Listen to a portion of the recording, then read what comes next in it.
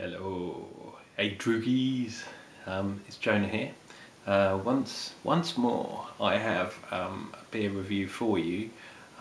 This one's a very special one. It's a tribute beer we did at Bell Brewery. Anyway, I'll show you.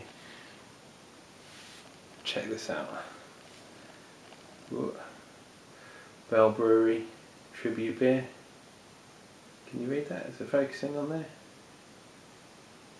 Yeah, and then see if we do that. There we go, that's better. Look at that. Hair of the cat. Part 2. This one is this is called Griffith's Stormy Sea. It's a tribute in fact for my girlfriend, whose granddad raised her basically, and that's a segment of one of his paintings. And he used to drink the old stout, so Griff, this one's for you, dude.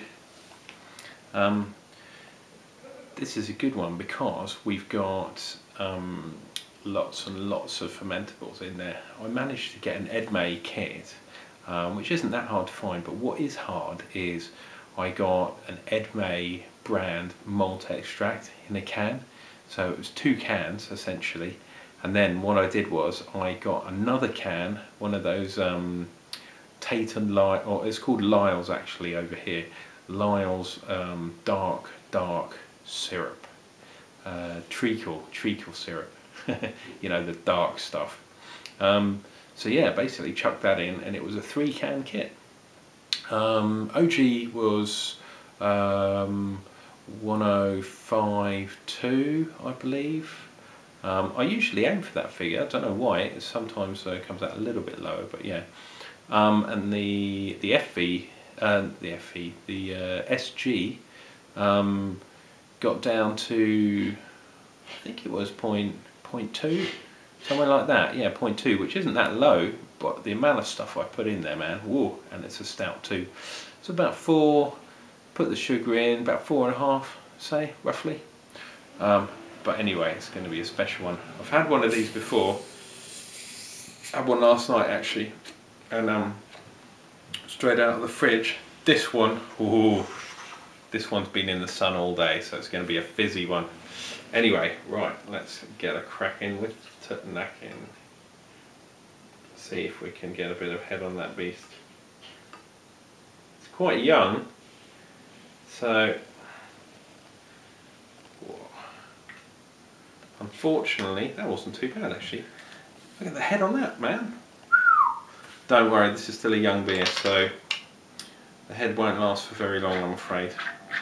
But look at that, jet black. That is, looks a bit like a Guinness, don't you think? Yeah, that's what we were aiming for anyway. Yeah, very fizzy. Oh, don't know if we can do this. Let's try this. Do some nifty camera work. Can you see in there? The old bubbles. Very fine bubbles, like much like Guinness bubbles actually. But let you into a trade secret that Guinness probably doesn't want you to know. The way they get the head in Guinness is they use nitrogen to force carbonate it. Force nitrogenate it, how about that? Instead of the usual way, which is obviously add carbon dioxide. So sorry Guinness. Not so genius after all. Oh, it's very malty, man. You can tell that this was some obscene amount of malty taste in here. See, look, some of the head's gone already. Right, let's get into it, man.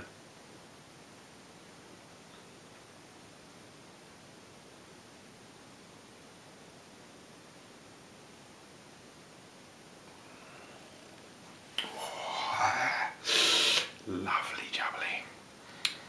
Oh. Lovely sweet flavours going on.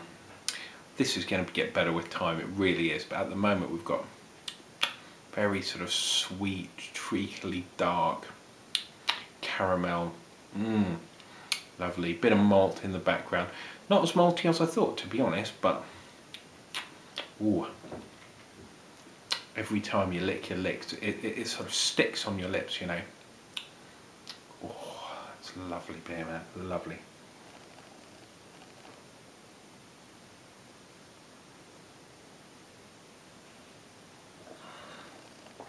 Oh. Ooh. Better put that down because, hey, it's almost gone in 2 sips. I've drunk more than half the glass, man. You can tell that one's a beauty. That's a keeper, man. Once again, we'll show you the label, man. It's all about the label. Label design, Bell Brewery, Griff Stormy Sea, gone but never forgotten. I love it, man. This one's for you, Griff. Wherever you may be, I'm going to be drinking a lot of this, and Caroline is too. She says she won't, but she's going to drink some of this beauty. Anyway, what else have we got off in the offing? I've got those silver can kits arrived. Now, I haven't really said this on YouTube before, but there was a special deal on one of the forums. If you bought, what was it? If you bought more than 4 cans, they're random cans. They just ripped the labels off them. You know, it was bitter, stout or lager, but it was just lucky dip. Anyway, I got 12 of these cans. I think it was for 40 something quid. They basically worked out at £4 per can. So I'm going to do some absolute experimentation with these beauties. I'm going to do a 3-can kit, I think. Might do that with the stout. What else am I doing? Doing a pumpkin ale, which will be a good one. And obviously I'm going to do a honey brew because I love my honey. So yeah, that's what's going to come up soon. Yeah, 12 kits. So yeah, I think I'm going to do a few doublers, but also, oh yeah, the other thing was I got lots of hop powder with it. These kits came with a hop powder that you chuck in, some sort of flavouring addition. To be honest, man, I'm not sure if I'm going to use it. I might do one brew and just chuck like an obscene amount of hop powder in there. But also got some Cascade. I know, man. I've finally given in. Got the Cascade. Might do that for my next brew. Gonna do a hop tea, definitely. I might even do some sort of partial. I'm thinking I might get some chocolate, malt, and try and make my own sort of my own syrup. You know, just sort of sparge my own malts, mash them up, and then sparge them. Try and make up a syrup and add it to a can. You know, most people, they do partial extracts. They get the can and they do a hop boil basically. So it's like a hop tea. But then they chuck their can of pre-hop stuff in there. I'm gonna do it the other way around, and I'm gonna do a malting and add that to my can and see what happens. I'm liking the different kind of syrups and the effects that it has on the brews. The pumpkin beer is going to be something mad, so that will come first. But after that, I'm going to get some chocolate malt, maybe for Christmas. For my Christmas brew, have a chocolate malt. Maybe a stout, yeah, chocolate malt stout. That sounds lovely, man. Anyway, I'm reminiscing because I've necked a beer basically in near enough one. So I'm going to drink the rest of this beer, and you guys check out some of my other videos, and we'll see you soon. Yeah, Bell Brewery, yay, drugi. Ooh, push the wrong damn button.